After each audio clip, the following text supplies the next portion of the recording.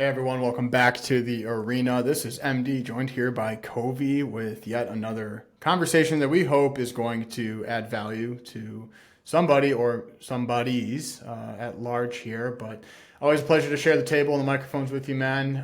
Can't wait to get into this one. Let's freaking do it, guys. Like you said, Matt here, checking in, excited, curious, and amped up.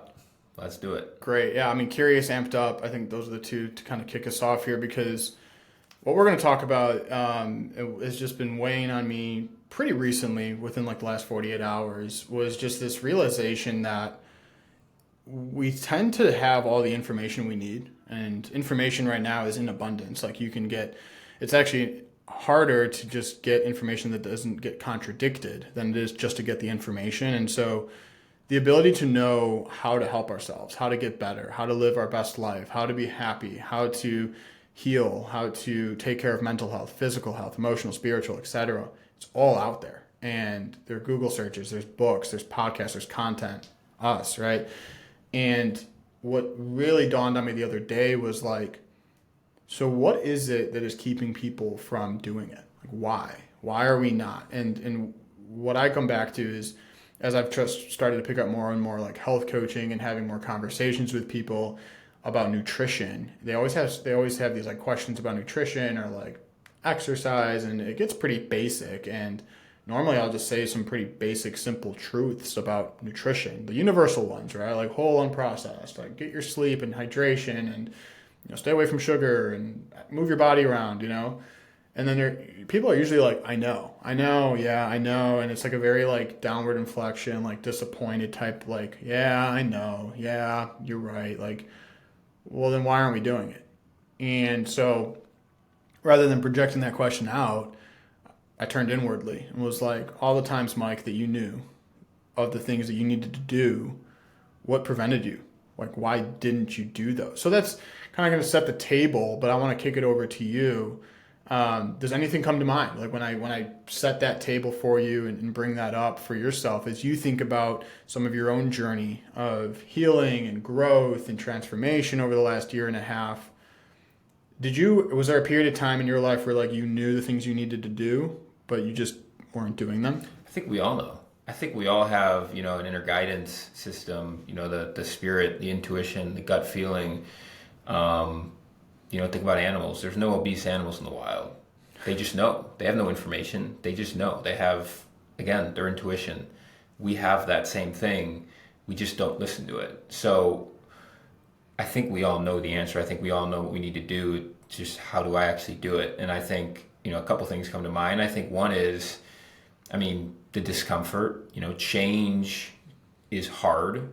Change is scary. Our brains are wired to keep us in a place of comfort, in a place of known. Dating back, we're wired to survive. So new, change, doing something different is, while it's actually still safe, our brain thinks, no, don't do that. Like, come back, stay here. You're safe here. And so I think part of it is just the initial hurdle, the initial discomfort of doing something new, of trying something new, of getting in the gym for the first time, of feeling insecure and whatever it is you're doing. I more recently started cooking. I felt insecure in the kitchen. I didn't do it for a while because I was like, well, I'm going to make a fool of myself. I'm going to have to ask so many questions. Like, I'm going to be judged. Like, people are going to, like, I'm going to ask, like, I'm going to ask to like this, how to, cook a steak. Well, that's so dumb of me. Of course, there's some insecurity. And so it's hard to start. And I think the other part is kind of what we were talking about before we started this, which is just self-love, is loving yourself, is wanting to do things because you care about yourself, because you want to be proud of yourself. I think for a lot of people, it's easier to just sit on a couch or not pick up, do something new or try something that's healthy because, well, I don't love myself enough, and that's not what we're saying, it's consciously, but subconsciously that's what we're saying. And to me, when I thought about that for myself, it's like, well, why don't I love myself? Like what's here? And, I think I had to think about all parts of myself. For me, the big one obviously is my sexuality. And then I had to explore that. Well, what do I not love about it? Well, it's wrong. Well, why is it wrong? Who told you it's wrong? Okay. So you start to get very curious about the beliefs that you have, because beliefs are just repeated thoughts. So, and we can change our thoughts. We can reframe our thoughts. So if I can reframe my thoughts, then I can reframe my beliefs. So I had to just get very curious about the different perspectives that I had around parts of myself that I didn't love. And really looking at those parts of yourself that are challenging. We all have parts of ourselves that we like. Whether, there's even the most of insecure people. There's something about you that you like about yourself. Whether you're very kind, whether you like your note, whatever it might be. But there are also parts that are challenging to love about ourselves, or that we view as weaknesses, deficiencies. And looking at those parts of ourselves with compassion, not with judgment, and saying, we are all imperfect. There's no perfect being. That really helped me understand that, like, if I want to show up as a person I want to show up as, then I need to love myself. Well, how do I love myself? Well, I start doing things that are aligned with my values. So I got in the gym. I started doing, eating cleaner, eating more whole, unprocessed foods. So to sum all that up, I would say, to start, we all know what we need to do. So get very honest with yourself, because there's a voice deep down telling you that, sitting or staying in the job that you feel misaligned to, and your manager stinks and they're mean and they're treating you poorly, but you don't leave. We all know deep down. And then it's cultivating courage, because again, discomfort or their change is uncomfortable. And then really asking yourself, like, do I love myself? And if the answer is no, just getting curious. Yeah, I mean, you hit it right on the head. That's the same realization I came to, which was it's self-love. And I think you showed me a lot of that in how as you started to go through healing some of the shame and the guilt and a lot of the things that were in some ways ankle weights for yourself. You started to take more risks. You started to do more things. Like, you did improv, and then you started a podcast, and you're creating content, and you're going up to every human being with a beating heart nowadays in public, and like striking conversation, saying hi, and like you're going up to people. And I think that is not a coincidence in terms of like the timing being aligned to when you've built up your security, when you've built up, like, at the end of the day, regardless of what happens in the outside world and like the decisions you make, you're going to be, happy and compassionate with the person you see in the mirror. And so, like, that was what I started to realize in myself and in a lot of other people, is that it's not that we don't know what we need to do to live a healthy lifestyle. It's that we don't know how to get to a place where we want to do it. And it's so odd, because shouldn't we all want to take care of ourselves? And what I realized was I was in a place where it's almost like it required willpower of me to be able to do things that were beneficial to my health. That's so backwards. Like, why wouldn't I be so inspired and motivated to eat really, really clean food, to filter my water, to get adequate sleep? And like, for me, it's just simple as I wasn't worthy enough of that. Like, I didn't hold that type of standard for protecting my own health, which is a value of mine. And so, like, that's where I encourage people to start, is build your foundation. Like, that's why my exercise routines weren't sticking, or the new diet, or, any sort of new habit, or trying to stick to something that was going to improve my life. It's not because I lacked willpower. Willpower shouldn't be a part of the equation. You have to want to do it because you love yourself enough to feed yourself, not just food, but like feed yourself the right things in your life. Like, do the tasks that are actually good for you. So you're not weak. It's just you don't know how to love yourself. Well, how do you love yourself, or what have you found? Yeah, well, thanks for the second part of what I found, because I'm not an expert, and like, that's a work in progress. I don't think I fully love myself yet. And I think that's like an honest truth, right? Like, I don't think that I've reached any sort of mountaintop in that department.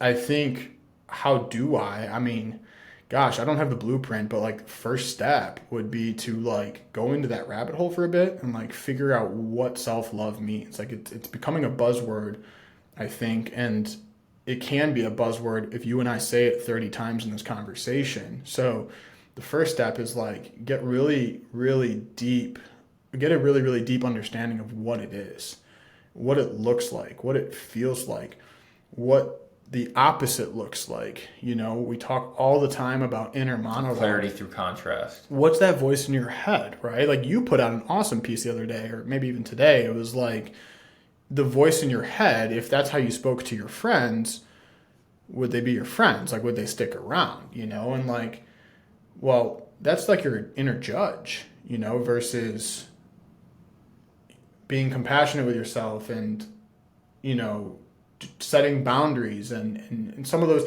there's just like tactics, there's steps on like how to, I think, get there.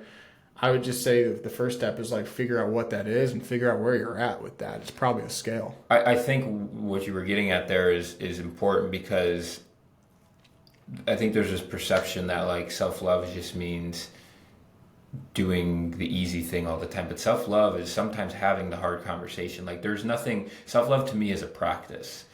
It's a way of life.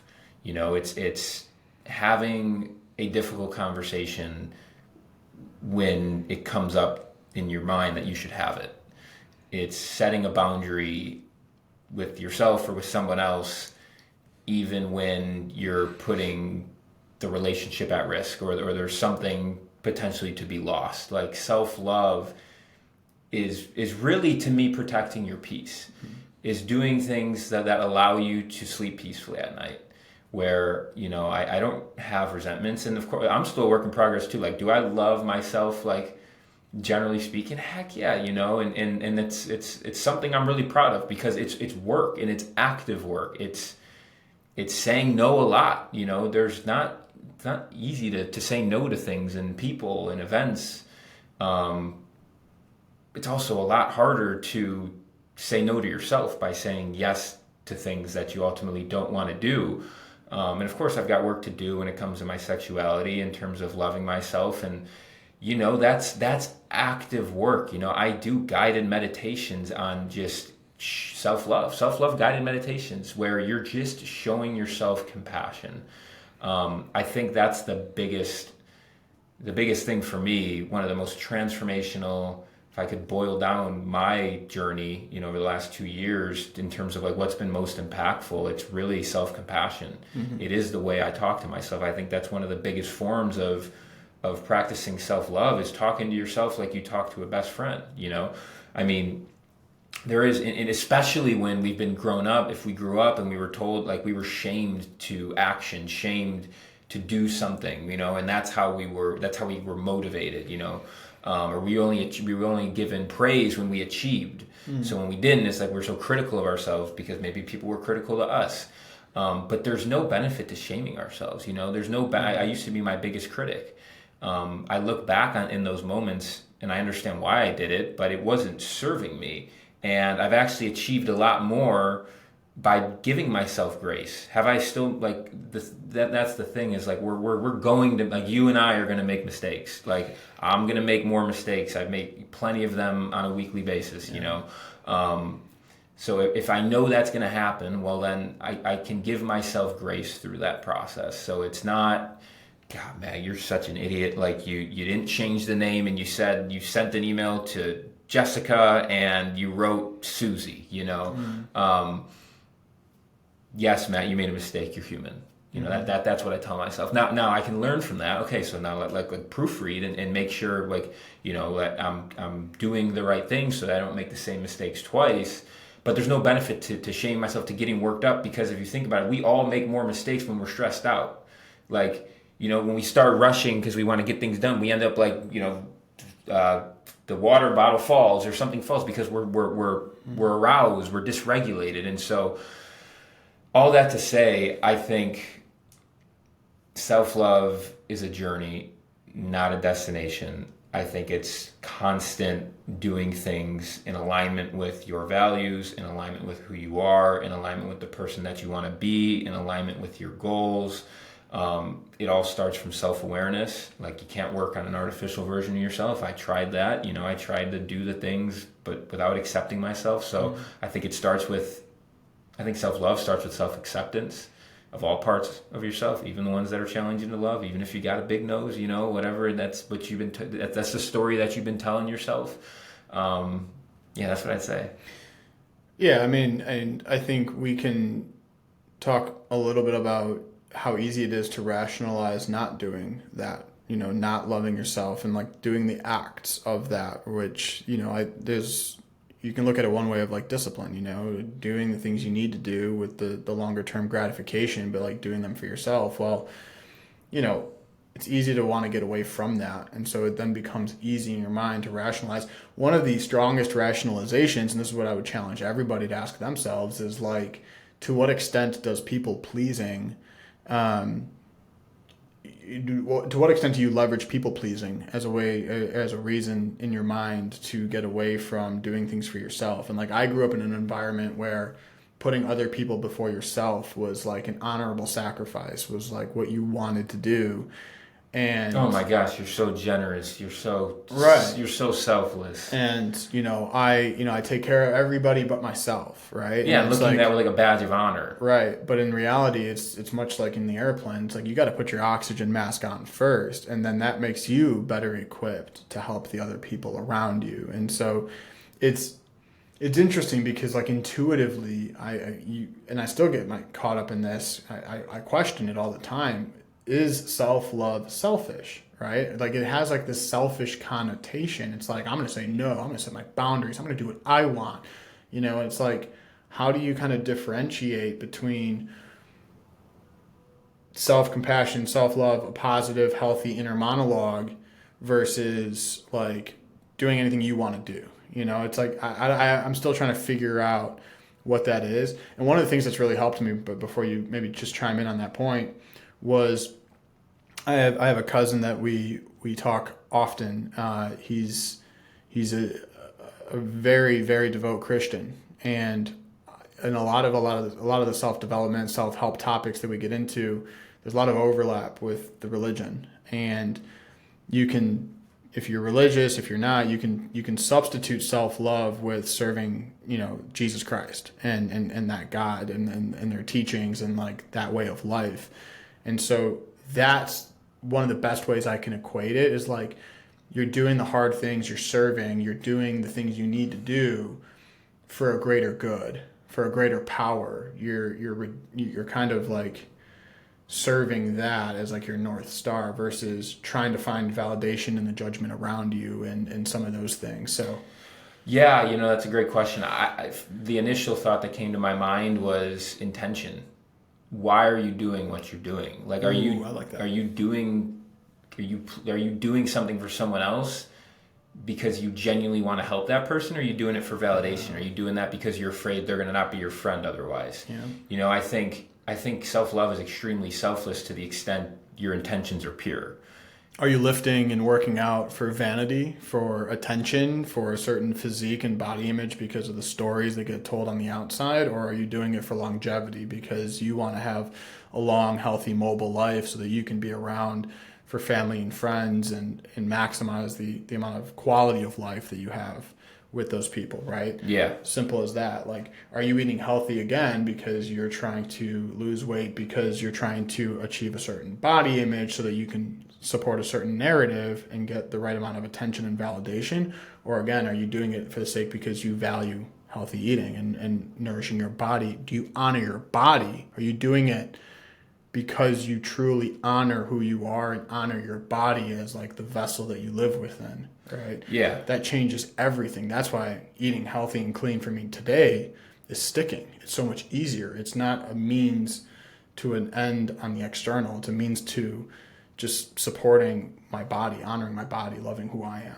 Everything is so much more sustainable when you're doing it from a place of really abundance and not scarcity. A lot of those things are coming from a more scarce place. I've always had a good physique, and I've always eaten quote unquote clean, but it used to be for the wrong reasons. It was to get validation, like you said. It was to look the best that I possibly could. But I think we should, like, the North Star should really be like, how do you want to feel? Because, like, I didn't feel great. I was chronically fatigued, using Adderall to stay awake. Like, I didn't feel great. I got a little bit of validation, but I didn't enjoy the process. And so, and when I say how do you want to feel, I mean long term. I'm not talking like short term. Well, I want to eat a donut because that feels good and it tastes really great. But like, how do you actually like want to show up in the world? Like, what is your emotional home base? Like, where do you spend a lot of your emotional capacity, like emotional time? And for me, I want that to be in love, in joy, and when it is, and so then, well, then how do I reverse engineer? Well, when do I feel joyful? When do I feel loving? When do I feel energetic? Well, it's when I take care of myself. It's when I get my steps in every single day. It's when I go to the gym. It's when I prioritize again my peace. So I think self-love is very selfless to the extent your intentions are pure, to the extent that you are doing things, because at the end of the day, like, I say yes to go hang out with somebody because I'm worried that they're not going to like me otherwise, or they're going to think, if you're the other person, do you really want someone to come hang out with you for that reason anyway? Yeah. Like, to me, that's more selfish. It's funny because the people-pleasing tendencies are actually the more selfish tendencies. It's all about you. It's about me. How do I feel? Well, this is going to make me feel good. This is going to make me feel validated if I do this.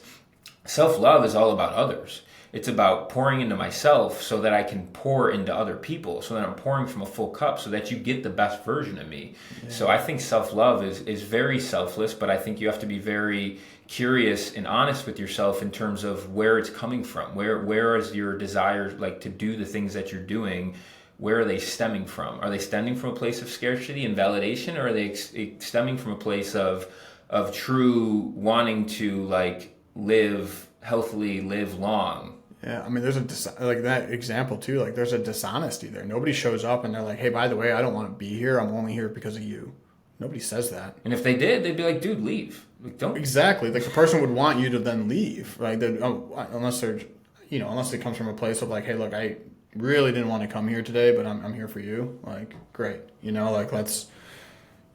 But that's like a level of honesty that we don't do, and so like you're saying, you're being dishonest to that friend, to that person, because they think that your intentions are that, oh, you actually want to be here, when in reality you otherwise would rather be doing something else.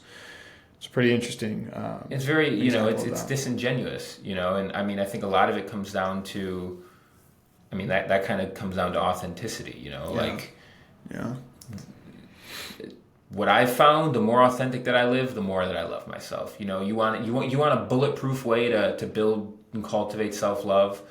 Start living more truthfully. What was your intention on the topic of intention of going to therapy?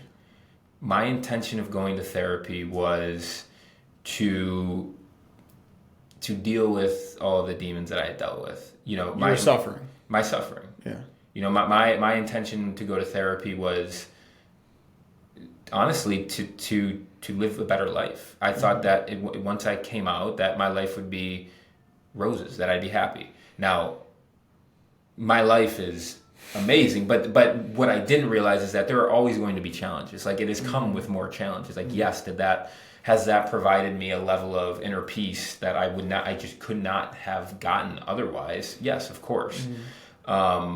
But there's always challenges. There's always new levels. The more you seek truth, the more you're going to get revealed. You're going to have to work through things. You're going to have to work through things that you didn't even know were there. So I really believe that you want a quick way to self-love, to cultivate more self-love, where you feel more happy, more present, less stressed, live more authentically. Yeah, I mean, I would venture to say that, and therapy aside, but like, I think it really stems back there to that self-love piece for a lot of men. I don't know and I can't speak for a woman necessarily, and I would love to speak to a woman about this, but it just seems like it's such a barrier to entry for a lot of people on their healing journeys. It just seems like we're blocking our own way, because you just see people's tendencies and behaviors, and not just that, but their resistance or their stubbornness to go and like better themselves and to like go through a healing process or open up to a friend or go to a therapist, right? And like do the things, you know, I would imagine that, you know, if you ask them, I mean, they're not going to know the answer, but I didn't know the answer, but it's like, do you love yourself? Are you worthy enough of this? Do you hold yourself in a high enough regard to take care of yourself, you know? And like that's a recent realization for myself was like taking care of my environment, cleaning up, you know? Like I know we've talked about this, but like vacuuming and deep cleaning my place and keeping everything super tidy because, you know, I want to be somewhat orderly and I want to feel good in my environment. And environment, what I'm studying is one of the 12 primary foods of like how you take care of yourself. Well, I realized like, wow, am I worthy enough of a really clean place? Am I worthy enough of things being neat and you know, clean, you know? And like, I think that's out of your environment. Am I worthy enough of saying no and paving my own path and doing what I want to do today, you know? Or am I worthy of nourishing my body with good food? Ask yourself what makes you believe that, you know? Get very Yeah. curious. Where'd that belief come from? You know, I think just getting very curious about, because everything our comes from our beliefs. And again, beliefs are just repeated thoughts. So there was something ingrained in us young that told us that we couldn't take the risks, or that to stay in the 9 to 5, whatever it might be. And the more that you get curious about where those beliefs stem from, because beliefs are things we hold to be true, but beliefs aren't often true about ourselves. They're often self-limiting. And the point on what you said about like getting help, I think a lot of it is just people that have never gotten help before, specifically men. It's like, well, then that would mean it's almost like the loss of an identity. Like I've always prided myself on never getting help, the person that's been strong enough to figure it out on my own. And with that comes some, like, again, like letting, like ego dissolution, like putting the ego aside for the betterment of yourself, for the betterment of your spirit. Again, going back to self-love, I think the first part is self-acceptance. You can't love yourself and not accept yourself. You know, that those two things can't coexist. Yeah, so like what are some journal prompt questions, right? Like hard-hitting stuff that like over time you keep asking yourself this is going to pave roads to, you know, a healing journey or more self-love. And, you know, one of them being like, is this the happiest you're going to be in life? Like, I saw a question the other day, I thought it was awesome. It was, if you repeated the last 14 days of your life for the rest of your life, like, what direction is that heading in? Is that the direction you want to be going in? Is that going to cultivate the life that you want for yourself? Like, in this moment, too, like, if you don't want to get help, if you want to be somebody who's going to, quote unquote, figure it out on your own, like, well, are you figuring it out? Take a look at your last 5 years. Have you moved the needle enough in terms of how happy you are every day, how fulfilled you feel with how you're spending your time every day? Like, would you repeat the last 5 years for the next 50 years? You know, it's like, without being able to tell the future, obviously, but you kind of get the idea of like, that was hard hitting for me, man. Like, I woke up one day and was like, whoa, like, all of a sudden I'm in my late 20s. Like, this can't be it, dude. Like, this isn't what life's all about. It can't be, you know, like, wake up, wash, rinse, repeat. You know, it was like, that's how it was feeling. There's a lot of fulfillment without having to change a whole lot, but just coming from a place of like doing things because you started to realize what fills your cup, what you value, what nourishes you. I think to start, it's like, you know, what makes me feel alive? Yeah. What do I wish was different in my life? How much are you submitting or like forfeiting? Like, how much are you just accepting? Where am I resisting? Yeah. What am I resisting right now? How much are you settling? That I know to be true. I mean, there are so many things that you can ask yourself that will give you glimpses into who you are. You know, like, and if the answer is I don't know, well, keep thinking. And maybe go out and do something. You know, like, what did you love to do as a child? At some point you felt alive. And if you don't remember that, well, ask your parents or ask your caregiver. You know what I think this is maybe another topic for another day. We can get deep into this. I thought about this the other day. I think the quarter life crisis or like the midlife crisis is such a buzz normalized phrase to make it seem like people are going crazy. I think people are actually just waking up and realizing their mortality. Like waking up one day and like, wow, wait a second. Like a decade just went by and I have one life to live. Is this it? And that's why we go and do these like outlandish things, like buy the sports car, like splurge on the huge vacation. Like we try to like patch up years and years and years of just being a zombie going through the motions. And I started to really think about like, wait a second, no, I don't think a quarter life crisis is just, nobody questions like what it is, right? And like I realized like, am I going through a quarter life crisis right now? Like, no, I'm going through a ton of transformation. I'm going through a ton of realizations, a ton of growth in my self-awareness. Like I'm going against the grain. Like we're taking a path less traveled. Like we're starting to be more abnormal than we are normal. So we're going to stick out. But I think that's a good thing. That's not a crisis. No, that's not a crisis. No, not for you.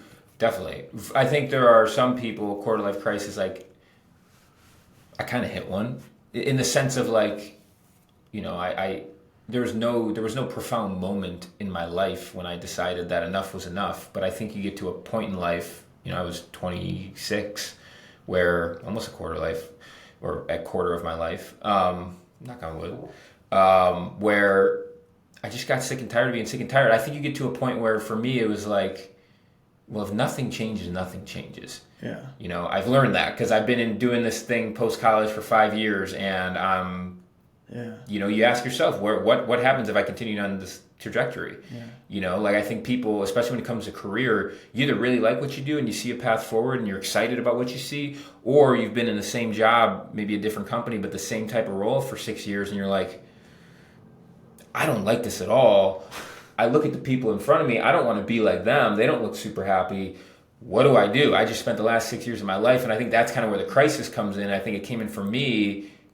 Go ahead. Well, it becomes like existential. It's like, what's my purpose? Why am I here? What am I doing? What's the meaning of life? Like, you start asking all Which these is things. great. You start awakening. That's my point. You get off autopilot. You realize that again, like nothing changes or nothing changes, and that's what happened for me.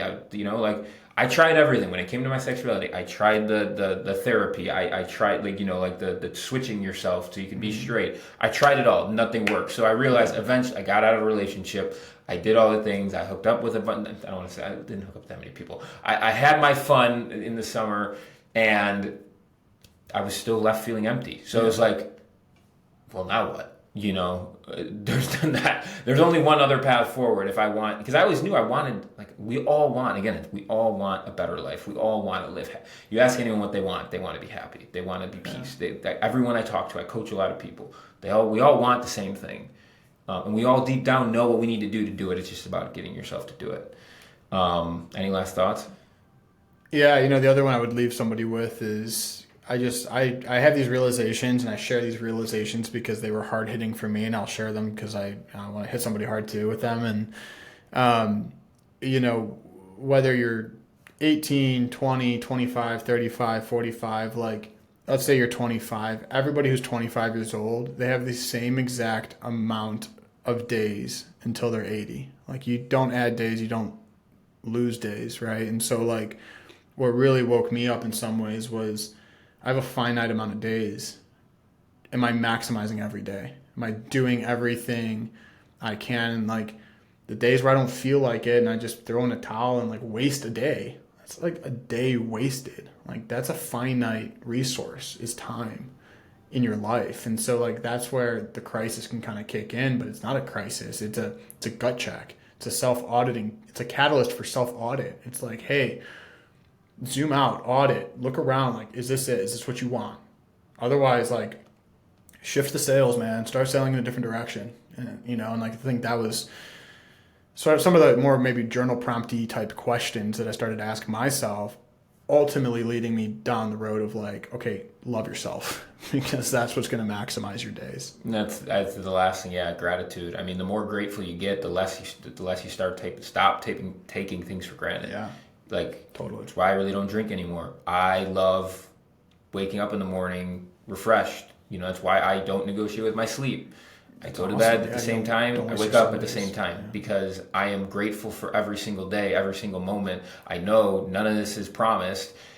Why the heck would I live misaligned in to my values and the person that I am, the person I want to be? I know that doesn't make me happy. I want to be happy and feel fulfilled and peaceful. So I think gratitude can be another powerful thing, and it will naturally cultivate the more you cultivate self-love. That's all we got, guys. I hope you enjoyed that conversation. You know where to find us. We're in the arena.